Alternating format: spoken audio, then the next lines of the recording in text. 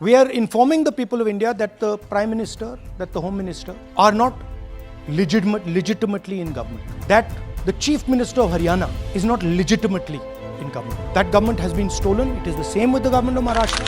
বিজেপিয়ে ভোট চুৰি কৰা বুলি দেশত এক ভুৱা নেৰেটিভ চলোৱা ৰাহুল গান্ধীৰ হাইড্ৰজেন বোমাটো আচলতে আছিল কি? ইয়াৰ কাৰণে মই এটা কথা ক'ব বিচাৰিছোঁ যে কংগ্ৰেছে এসময়ত EVM হেক কৰিছে বুলি বিজেপিৰ ওপৰত এক বৃহৎ অভিযোগ আনিছে, কিন্তু তেওঁলোক বিফল হ'ল। যিটো নেৰেটিভ তাত প্ৰথমতে খুব চলিছে যদিও পিছলৈ গৈ ই ছুপাৰ ফ্লপ হৈ গ'ল। ঠিক সেইদৰে কংগ্ৰেছে এইবাৰ বিজেপিৰ বিৰুদ্ধে আনিছে আন এক অভিযোগ ভোট চুৰি। हरियाणा का जो चुनाव है वो एक्चुअली चुनावी नहीं था, वो होलसेल चोरी हुई है। অৰ্থাৎ ভোটদান প্ৰক্ৰিয়াত ভোট চুৰি।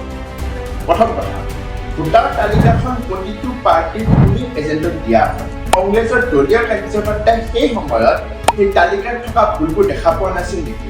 যদি দেখিছিল তেনেহ'লে তেতিয়া কিয় তদন্ত কৰা হৈছিল? দ্বিতীয় কথাটো হ'ল যে ভোটগ্ৰহণৰ সময়ত প্ৰতিটো ভোটগ্ৰহণ কেন্দ্ৰত দলীয় কৰ্মীসকল উপস্থিত থাকে। ৰাহুল গান্ধীৰ মতে এগৰাকী মহিলাই 233 বাৰ ভোটদান কৰিছিল। তাৰমানে কি তেতিয়া সেই সময়ত কংগ্ৰেছৰ এজেণ্টসমূহ শুই আছিল নেকি?